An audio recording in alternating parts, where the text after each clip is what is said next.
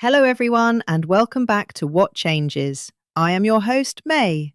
Today, we are going to talk about a massive shift in the global financial system, something that is happening right now, yet the mainstream news seems to be telling a completely different story than what the financial insiders are seeing. I want to ask you a question. Have you looked at the headlines regarding the recent elections in Japan? If you have, you might have seen a story about political stability or a new prime minister being endorsed by global figures. But if you dig deeper, if you look at what the hedge funds and the real Wall Street insiders are looking at, you see a polar opposite story. We are not just talking about politics here. We are talking about a catastrophic risk for US investors. There is a situation developing in Tokyo that could impact your portfolio in New York, Ohio, London, or wherever you are watching from. We are talking about $1.4 trillion of money sitting in Japan that could move US markets overnight with absolutely no announcement. And the person with her finger on the trigger, she is the new Prime Minister whom Donald Trump just endorsed. Today, we are going to break down exactly what happened in this election, why it matters for your retirement account or your investment portfolio, and we are going to walk through a framework for protecting yourself.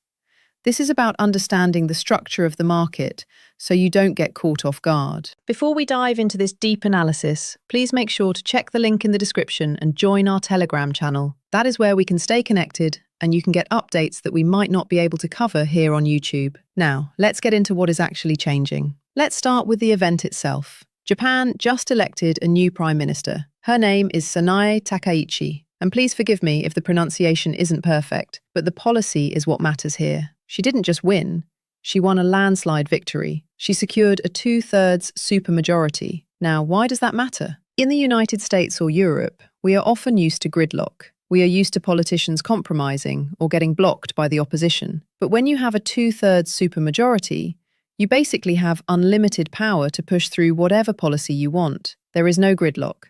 There are no compromises. It is just unfiltered policy execution. So who is she? To understand the risk to your money, you need to understand her 3 core pillars. First, she is a big nationalist who focuses heavily on Japanese identity and defense. Second, she is considered a bit of a China hawk, meaning she is tough on China. But the third point is the one that really matters to you and your wallet. She is very pro-stimulus. What does pro-stimulus mean in this context? It means money printing. It means stimulating the economy through massive government spending. She is promising massive spending projects, and she is promising tax cuts. Specifically, she has discussed a 2-year suspension of the food tax, which is incredibly popular with voters. Her message to the Japanese people is simple. I'm going to put more money in your pocket, and I'm going to spend more on everything. As a politician, that is a great way to become popular. But economically, it means they are preparing to flood the system with money. We have seen this movie before. When a central bank prints money, they are essentially engaging in a race to the bottom. Japan prints money, the yen weakens, and then other countries have to respond because their exports become too expensive by comparison.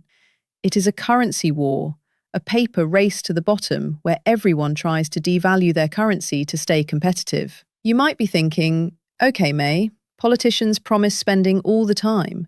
Why is this specific election causing panic among those who understand the financial system? Well, let's look at what happened immediately after the election. The markets actually freaked out. Japan's 10-year interest rate spiked to 2.35%. Now, I know what you are thinking.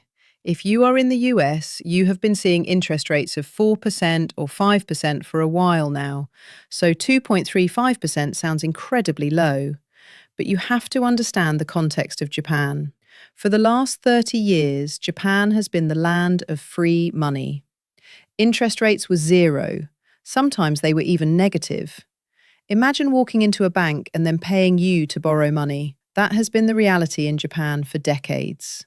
So, when rates jump to 2.35%, that is not just a small uptick, that is historic. It is the highest level in 27 years. It is a massive shock to a financial system that is addicted to free money. The market reaction was so severe that the new Prime Minister actually had to go into damage control mode. She started using phrases like fiscal responsibility, essentially trying to tell the market, Yes, I am going to spend money, but I will try not to completely blow up the financial system while doing it. Rates came down slightly after that reassurance, but they remain at levels that are extreme for Japan. This brings us to the most critical concept you need to understand today, the carry trade. If you don't understand the carry trade, you cannot understand why a Japanese election can crash the US stock market. Let me explain it in very simple terms. Imagine you have a friend. This friend offers to loan you money at 0% interest. It is a free loan. There are no strings attached. You take that free money and you go invest it in something safe that pays you 5% a year, let's say a US government bond. Think about the math there. You are paying 0% to borrow and you are earning 5% on the investment. It is free profit. It is an infinite money glitch. You pocket the difference, and when you are done, you pay back the 0% loan.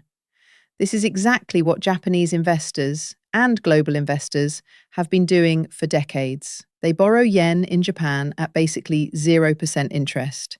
They convert that money into US dollars. Then they buy US stocks, US real estate, and US bonds.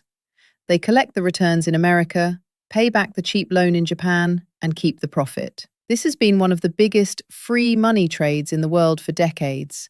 Trillions of dollars have flowed this way. But here is where the election changes everything. That 0% loan is no longer 0%. It is now over 2%. At the same time, US interest rates have come down slightly, so they are maybe around 4% instead of 5%. Suddenly, the gap, the profit margin, is getting smaller. When you factor in the cost of converting currency and the risk, the trade doesn't make sense anymore. The era of free money is ending. So what happens when this trade stops working? This is the scary part. If these investors want to unwind the trade, they have to pay back their loans in Japan. To pay back the loans, they need the cash. Where is their cash tied up? It is tied up in US assets. They have to sell US stocks. They have to sell US real estate. They have to sell US bonds. When you have that much selling pressure, stock prices go down. And in our modern markets, when prices drop fast, it kicks off automated selling algorithms. ETFs, pension funds, and leveraged funds get margin calls, forcing them to sell even more. It becomes a downward spiral. We actually got a preview of this in 2024. Japan hinted that they might increase interest rates, and the US market went into a mini meltdown. That was just a hint. Now we have a prime minister with a supermajority mandate to print money, which forces rates up. Japanese investors are some of the biggest owners of US assets. If they start selling in earnest, everyone is going to feel it. But wait, there is another layer to this. It isn't just private investors doing the carry trade. We also have to talk about the Japanese government itself. Japan holds $1.4 trillion in foreign reserves. Most of this is held in US dollar assets, specifically US government debt. Remember, the new prime minister wants to spend big. She wants tax cuts and stimulus, but she also promised to be fiscally responsible so she doesn't spook the markets too much. So she can't just print all the money. She needs to find cash somewhere else. Japan has a specific account called the Special Account for Managing Foreign Exchange. This account recently posted a surplus of about 5 trillion yen.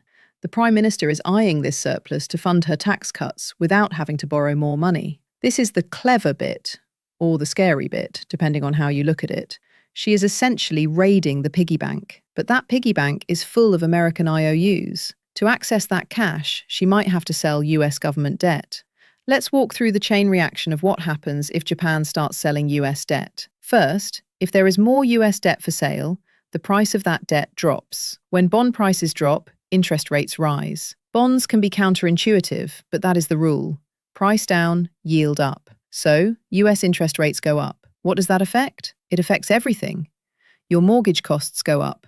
Car loans go up. The financing costs for data centers and tech companies go up. When companies have to pay more to borrow money, their profits go down. When profits go down, stock prices fall. Furthermore, this strengthens the dollar, which hurts US exports. It is a massive chain reaction that starts with a political decision in Tokyo and ends with a stock market correction in New York. Now, I want to address something that might be confusing some of you. I mentioned earlier that Donald Trump endorsed this new prime minister. You might be asking, why would Trump endorse someone who threatens the US stock market? Especially when Trump has famously promised that the Dow Jones would go to 100,000. Geopolitically, the endorsement makes perfect sense.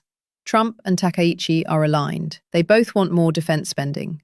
They are both tough on adversaries like China. They both believe in strong national identities. In many ways, Japan acts as a crucial ally, or as the source puts it, essentially another colony of the US structure in the Pacific. Trump also secured a deal where Japan promised to invest $550 billion in the United States, and they signed a rare earths deal, which is critical for tech and defense. So, on the surface, it looks like a win-win. But beneath the surface, there is this massive economic tension. Trump likes her as a political ally, but her economic policies are a direct threat to the US investor. If her stimulus gets out of hand, if she prints just a little bit too much money, that carry trade unwinds. If she has to fund her tax cuts by selling US debt, US interest rates go up. That is the exact opposite of what a US president usually wants. Trump wants low rates and a high stock market. Takaichi's policies could lead to high rates and a selling frenzy. It is a delicate balance.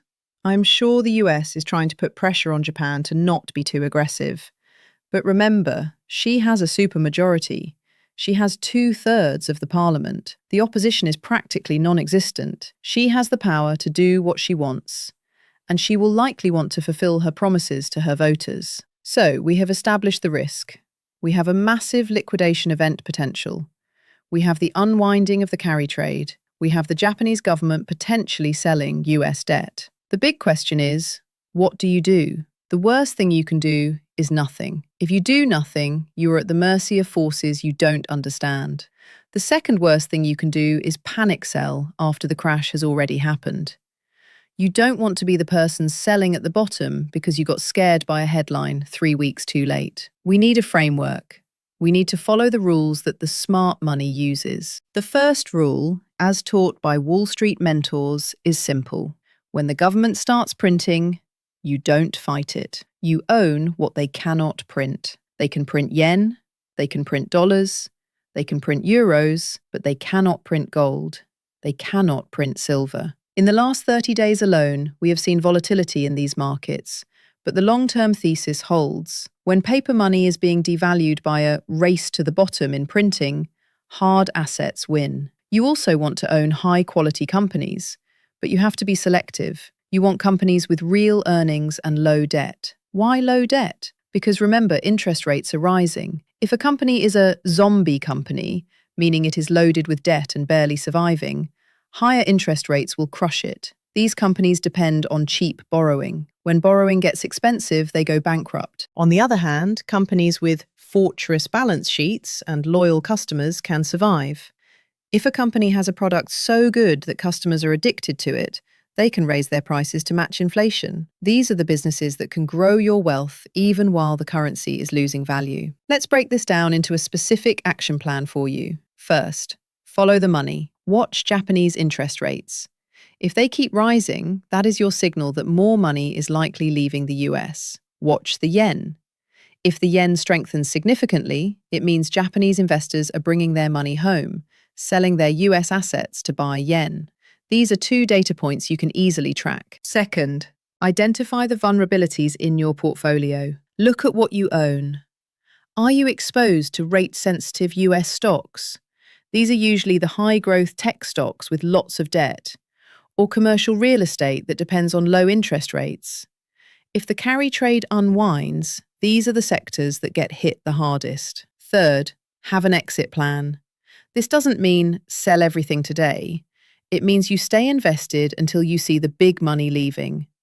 You need to decide now, while you are calm, what your selling point is. Automate your sales rules if you can. When the market is crashing, emotions take over, and it is very hard to make a rational decision. If you pre-plan it, you are safe. Fourth, shift to quality and hard assets. Consider reducing exposure to the risky, high-debt stuff and moving toward gold, silver, and those boring, big companies with great numbers. Use the dips. If there is forced selling and good assets get dragged down, that is an opportunity to buy quality at a discount. To summarize, Japan has elected a leader with a mandate to spend big and cut taxes. This has pushed Japanese interest rates to levels we haven't seen in a quarter of a century. This threatens the carry trade, which has been propping up US assets for years. It also threatens the stability of the US bond market if Japan decides to sell its foreign reserves. This is not a crisis yet, but you don't want to wait until it is a crisis to act. It is a major risk that most US investors are completely ignoring because the mainstream media is focused on the political handshake, not the economic plumbing. Being aware of this risk before it becomes a headline crisis is how you protect your wealth. My belief, and the belief of the experts we are following, is that Japan will print money.